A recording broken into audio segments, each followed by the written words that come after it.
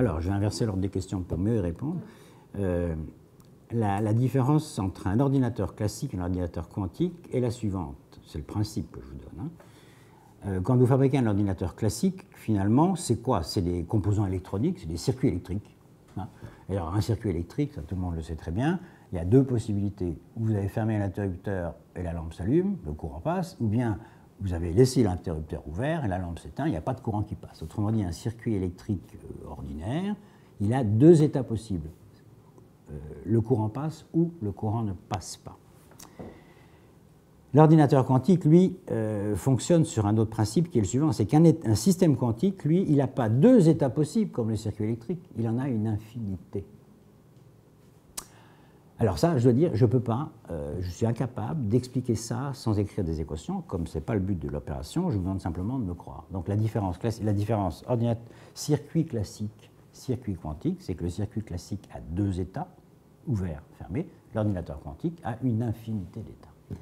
Alors, même si je ne peux pas, pour des raisons, parce que je ne veux pas utiliser de technique, vous faire comprendre un peu plus en profondeur pourquoi le système quantique a une infinité d'états, je pense que tout le monde peut admettre l'idée qu'entre deux objets, l'un qui a deux états, l'autre qui en a une infinité, avec celui qui a une infinité d'états, je vais pouvoir faire infiniment plus de choses qu'avec le premier. Voilà, c'est toute la base, c'est tout le principe, le concept de l'ordinateur quantique.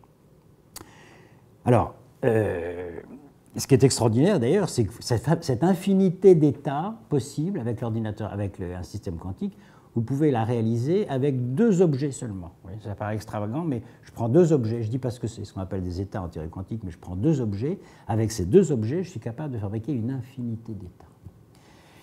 Alors, pourquoi c'est si difficile à faire? C'est parce que, pour que les deux objets que je viens d'évoquer, avec lesquels je peux fabriquer une infinité d'états, on dit l'union fait la force, c'est vrai, ils arrivent à fabriquer une infinité d'états à condition de garder une cohérence entre eux. Si l'un se fait faire n'importe quoi par rapport à l'autre, la cohérence est perdue, ce qu'on appelle la cohérence de phase. Donc, il est crucial, si vous voulez utiliser un composant, entre guillemets, pour faire du calcul quantique, il est fondamental de conserver ce qu'on appelle la cohérence de phase. C'est-à-dire que les deux objets continuent à se parler la même langue, c'est ça que ça veut dire. C'est ça qu'on est incapable de faire à grande échelle. C'est-à-dire, on est capable aujourd'hui de faire des micro-circuits, mais ce n'est pas micro au sens du micron, c'est l'angstrom 10-10 mètres, un 10 milliardième de mètre. On est capable de concevoir des circuits, entre guillemets, où la cohérence de phase est préservés et où donc avec lesquels on peut donc faire des composants qui vont mimer les opérations logiques fondamentales, c'est-à-dire oui, non, et, si, ou, puis toutes les combinaisons possibles. Ça, on sait le faire, mais à une échelle, comme je dis, microscopique. Et quand je dis microscopique, c'est vraiment pas le micron. Le problème est que quand on veut faire grandir ces objets, au sens de la taille, on avait un objet tout petit, on veut dire, tiens, on va essayer de faire ça maintenant avec un objet un tout petit peu plus gros. Plus vous grossissez l'objet, plus vous rendez fragile leur cohérence de phase. C'est-à-dire que vous leur faites, en grossissant, en quelque sorte, vous faites perdre aux objets avec lesquels vous voulez faire du calcul quantique, un ordinateur quantique, vous leur faites perdre la spécificité qui précisément leur permettrait de faire du calcul. Donc, moi je ne suis pas du tout spécialiste de ce genre de questions, j'en connais quelques-uns, pour qui, très raisonnables, pas du tout pessimistes, ne sont pas des Cassandres, pour qui vous disent non, l'ordinateur quantique est une utopie. Alors, vous savez, c'est ce qu'on dit à un certain moment, il ne faut jamais prévoir l'avenir.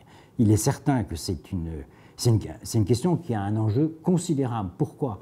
Parce qu'il y a des calculs qu'on ne sait pas faire aujourd'hui, même avec les plus puissants calculateurs conventionnels. On ne sait pas les faire. Et j'ai envie de vous dire, heureusement, puisque c'est ce qui protège le secret de votre carte bancaire. Bon. Si jamais demain on arrivait à faire ces calculateurs quantiques, là, il faudrait trouver une autre façon de crypter le code de votre carte bancaire. Parce qu'avec ces ordinateurs-là, on serait capable de résoudre des problèmes qu'aujourd'hui on ne sait pas faire. On ne sait pas résoudre. Donc l'enjeu est considérable. Bon. Mais je vous dis, pour les spécialistes de la question, qui moi me paraissent très raisonnables, c'est vraiment une utopie, mais totale.